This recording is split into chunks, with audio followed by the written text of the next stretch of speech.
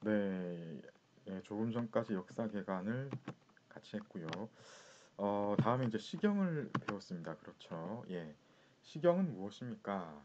아까 제가 조금 전에 얘기 드렸듯이, 예, 사서 삼경, 사서는 무엇이죠?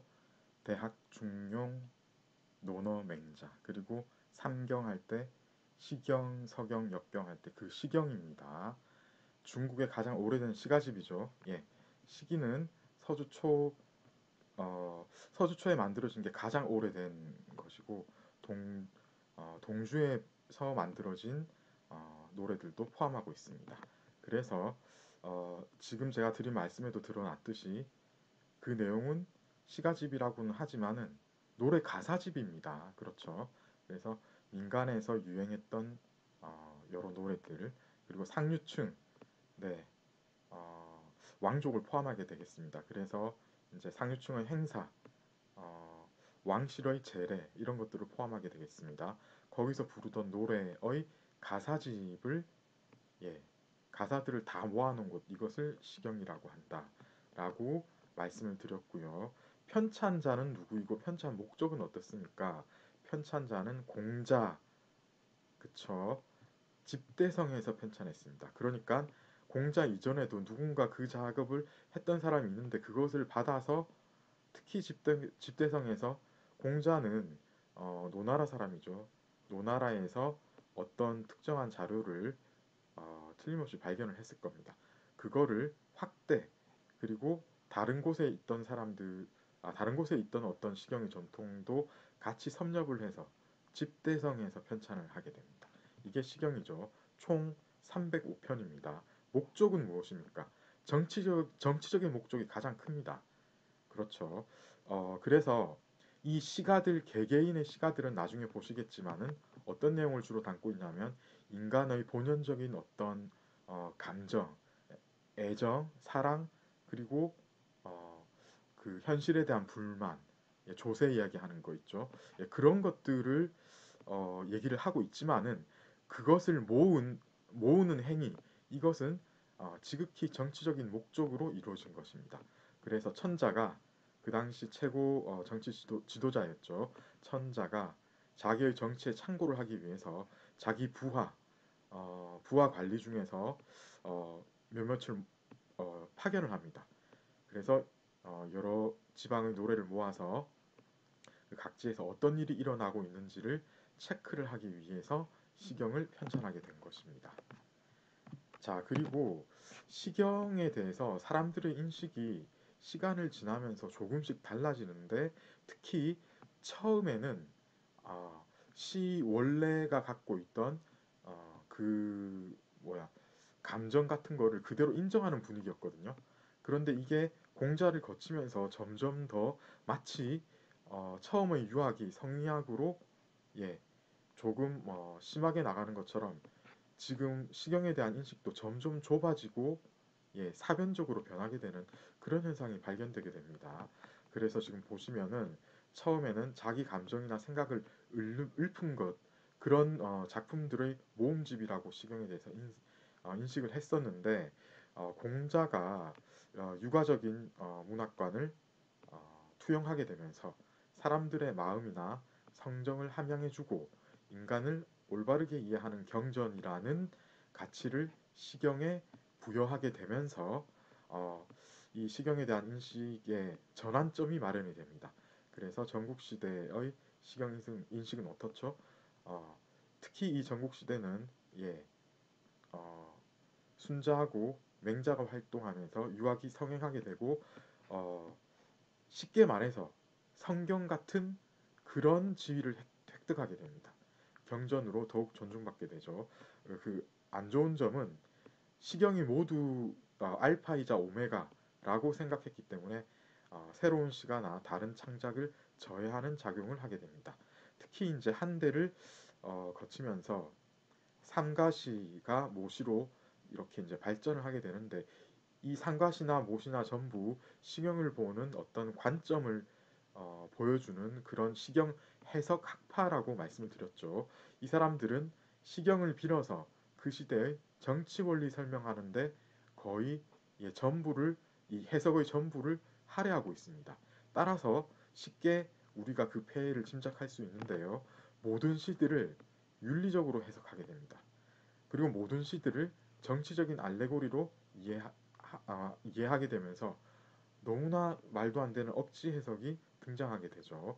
지난주에 거기에 대한 예문을 가볍게 얘기를 했는데 특히 이제 이 노루고기 같은 부분입니다. 그렇죠.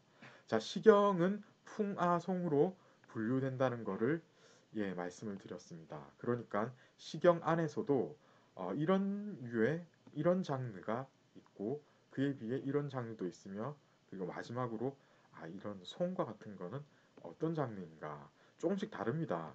그 말 뜻에 이미 그 장르가 어떤 것을 다루는지를 포괄하고 있다라고 말씀을 드렸죠. 풍자는 바람 풍자니까 어떻습니까? 그 시대의 유풍, 그쵸? 그 시대 가장 유행하는 대중가요 이런 느낌입니다. 따라서 남녀의 정을 주제로 한 민가가 되겠고 아는 어떻습니까? 우아하다 할 때 아자로 말씀드렸죠. 따라서 이 노래 자체도 약간 형식적인데 치우칠 수가 있습니다. 특히 이제 궁어의 행사나 상류층의 행사에 적절한 게 이 아에 해당한 아 장르에 해당하는 여러 노래라고 볼 수 있겠고 따라서 그 성격도 형식적이고 교훈적이고 서사적이었습니다. 그리고 송은 어떻습니까? 네.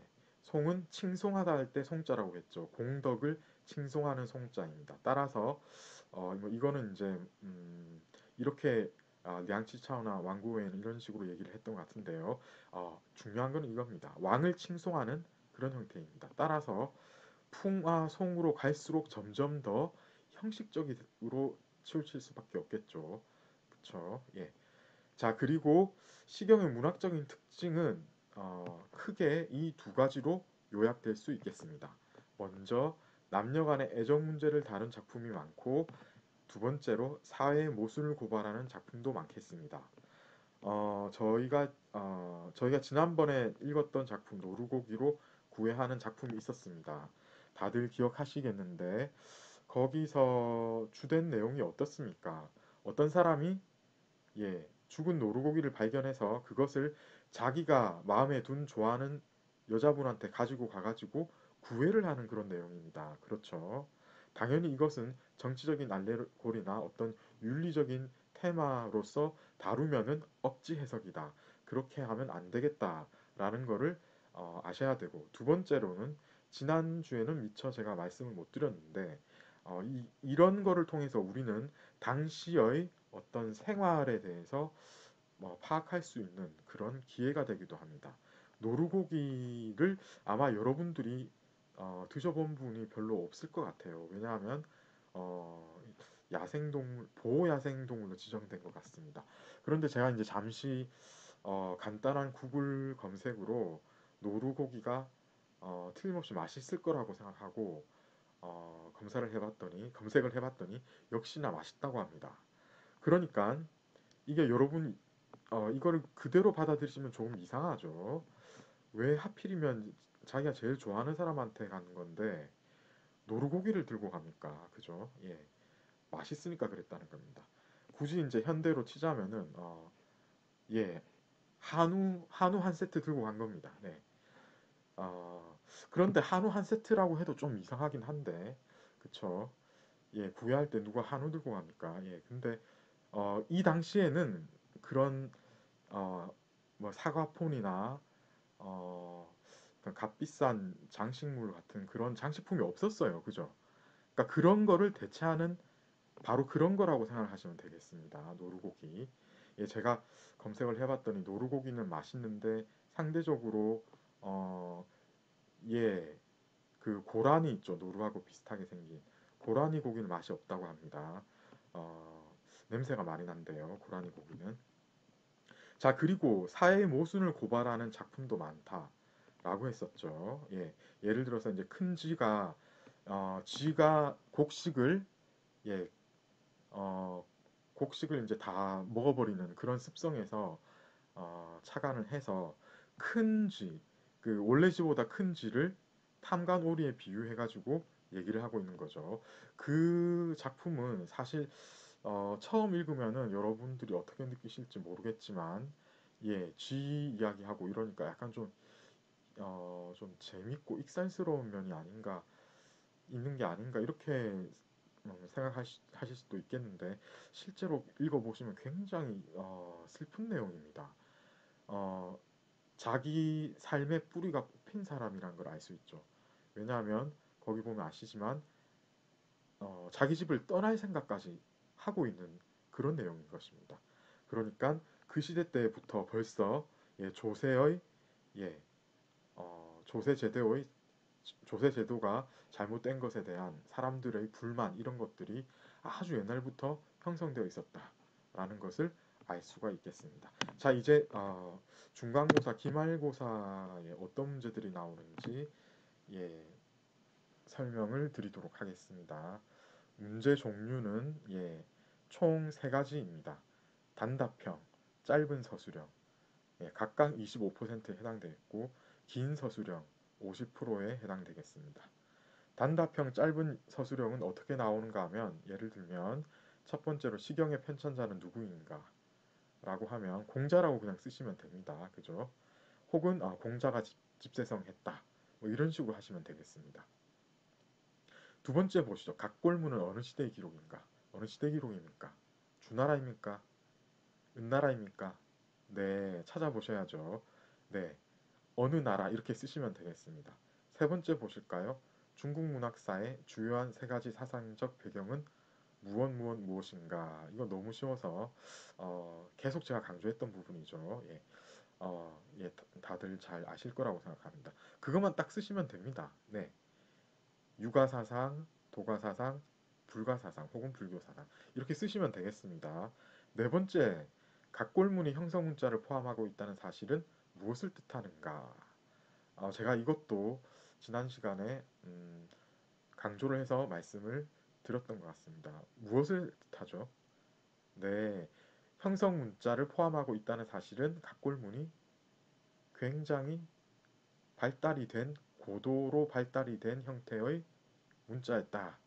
예, 이런 얘기를 하시면 되고 이거하고 비슷한 얘기로 또 어떤 거를 쓸 수 있을까요? 네, 예, 그림 문자에서 각골 문자까지 발달하기까지 아주 오랜 세월이 걸렸다. 예, 그런 이야기를 쓰시면 되겠습니다. 뭐 한두 줄 정도 쓰시면 되겠죠. 그냥 한 줄만 쓰셔도 되겠습니다. 긴 서술형은 어떻습니까? 5줄 이상. 너무 길게 쓰시면은 아마 논지가 조금 벗어날 수도 있고, 그래서 제가 추천하는 거는 예를 들어서 여러분 보시면은 제가 복습을 할 때마다 유달리 많이 가져오는 것들이 있습니다. 그거는 예, 서술형에 특히 나온다는 얘기거든요.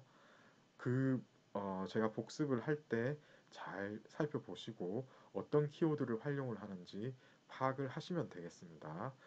예를 들어서 1번 보시면은 중국 문학사의 지리적 배경을 남북 문화의 비교를 중심으로 서술하라 라고 했죠. 그러면 뭐가 들어가야 됩니까? 우선 남북 문화라고 했기 때문에 남북이 나와야 됩니다. 그쵸? 그리고 예, 몇 가지 포인트가 있습니다. 무엇입니까? 날씨, 그리고 사람의 성정, 그리고 거기에 따른 무엇입니까? 문학 장르가 어떻게 바뀌는지 요거를 짚어주셔야 됩니다. 그쵸? 그리고 두 번째 보시겠습니다. 공자의 유가적 사상이 중국 문학에 끼친 영향에 대해 서술하라. 이거는 이것도 여러분들께서 이제 포인트를 잡으셔야 되겠는데 어떤 키워드를 포함하셔야 되겠습니까? 좋은 점이 있습니다. 인본주의가 미친 어떤 좋은 점, 그리고 폐해가 어떤 게 있습니까? 너무 현실주의적으로 흐르니까 사변적으로 흐를 그런 이제 단점이 있고, 특히 이제 이게 부정적인 영향이 극대화된 게 무엇이라고요? 성리학이다. 이렇게 딱 하시면은 예, 키워드가 전부 포함이 되게 되겠습니다. 그리고 세 번째, 조금 전에 했지요. 신경에 대한 사람들의 관점이 공자를 전후로 어떻게 바뀌었는지 서술하라. 예, 이런 식으로 예, 문제들이 주어지게 되겠습니다. 여러분들이 생각할 수 있는 시간은 충분히 주어지도록 제가 문제 개수를 안배할 예정입니다. 자, 여기까지 설명을 마치고 잠깐 쉬어가겠습니다.